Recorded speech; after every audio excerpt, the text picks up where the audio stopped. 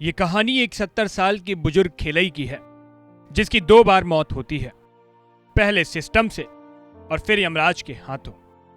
कहते भी हैं जिसे यमराज मौत ना दे पाए वो कागजी सिस्टम से उलझ जाए तो समझो उसकी मौत पक्की है। और ऐसा ही कुछ हुआ है यूपी के संत कबीर नगर जिले के धनघटा तहसील क्षेत्र में आने वाले कोडरा गांव निवासी 70 साल के बुजुर्ग खेलई के साथ, जो 6 साल से खुद को कागजों में जिंदा कराने के लिए जिले के जिम्मेदार अधिकारियों के साथ ही बाबू के चौखट के चक्कर लगाते रहे कि साहब मैं मरा नहीं, मुझे यमराज ने नहीं मारा है, मैं तो हकीकत में जिंदा हूं। लेकिन बुजुर्ग खेलई की एक ना सुनी गई और आखिरकार सिस्टम के हाथों हार गई खेलई की जिंदगी। और बुजुर्ग खेलई ने साहब का इंतजार करते करते तहसील परिसर में ही सिस्टम के सामने दम तोड़ दिया। 70 साल की उम्र के बुजुर्ग खेलई जो कागजों में खुद को जिंदा बताने के लिए पिछले 6 सालों से अधिकारियों से लेकर बाबुओं के चौखट पर चक्कर लगाते रहे और आखिरकार साहब के इंतजार में साहब के चौखट पर ही खेलई ने दम तोड़ दिया। मृतक खेलई के परिजनों की माने तो खेलई के भाई फेरई की 2016 में ही मौत हो चुकी थी, लेकिन सिस्टम में मृतक फेरई की जगह उनके भाई खेलई को कागजों में मृत घोषित कर दिया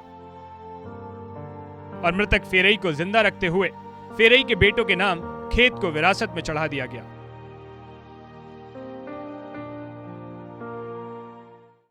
खेत का समस्या है। खेत जैसे हमारा पिताजी का नाम से हमारे बड़के पापा का लड़का लोग के नाम हो गया है, वो मृत थे, उनको जीवित में घोषित कर दिया। हमारे पिताजी जीवित थे, उनको मृत में घोषित कर दिया। परेशानी का मैंने जो बुजुर्ग आदमी थे, जाने के लिए पैसा वैसा का दिक्कत था उनके पास। जाते आते थे, हफ्ता में 2 दिन 1 दिन 3 दिन जाते ही थे। जब बुलाते थे लोग तब तो जाते थे। वो पैसा कुछ मांगे थे उनसे, वो तो कहे थे पैसे ही मांग रहे थे। तो पैसा तो मानते कि खुद ही 15,000 रुपये हम भी दिए थे और पिताजी कितना दिए थे तो नहीं हम बता पाएंगे, हमको मालूम नहीं है।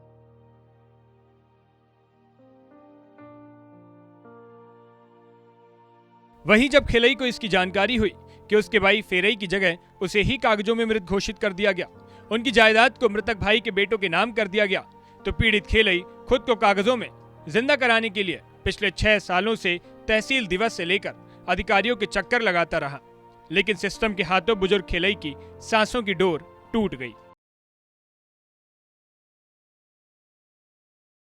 क्या समस्या था कि बाबा जैसे वो खेत जो था ये सब नेकपाल का गलती था कि ये उसमें गलती चकबंदी वाले का गलती था कि उसमें का दूसरे का नाम चढ़ाकर बाबा को मृत घोषित करके ये सब कर दिए थे, जिसमें से हरकनाथ चालू ये तीनों का नाम चढ़ गया था, जिसमें हमारे चाचा उचे का नाम नहीं चढ़ा था।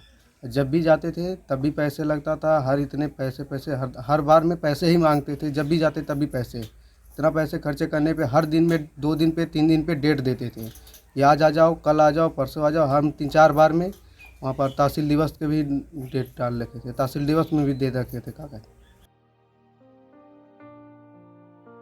जानकारी के मुताबिक बुजुर्ग खेलई को सीओ चकवंदी की कोर्ट में तारीख पर बुलाया गया था और खेलई चकवंदी सीओ साहब के इंतजार में कोर्ट परिसर में ही बैठा रहा। लेकिन साहब तो नहीं आए, मगर साहब के इंतजार में खेलई की दोबारा और यमराज के हाथों असली मौत हो गई। वहीं तहसील परिसर में खेलई की मौत के बाद से प्रशासन के हाथ पांव फूल गए, लेकिन कोई भी जिम्मेदार अधिकारी खेलई की मौत पर कुछ भी बोलने को तैयार नहीं है। अब सवाल खड़ा होता है कि एक जिंदा आदमी खुद को कागजों में जिंदा साबित करने के लिए साहब का इंतजार करता रहा और 6 साल से अधिकारियों के चक्कर लगाता रहा और आखिरकार सीओ चकवंदी की कोर्ट परिसर में बुजुर्ग फरियादी की मौत होना कहीं ना कहीं सिस्टम पर सवाल जरूर खड़ा करता है। लोग तो यहां तक कह रहे हैं कि कहीं ना कहीं खेलई की मौत सिस्टम के हाथों ही हुई है।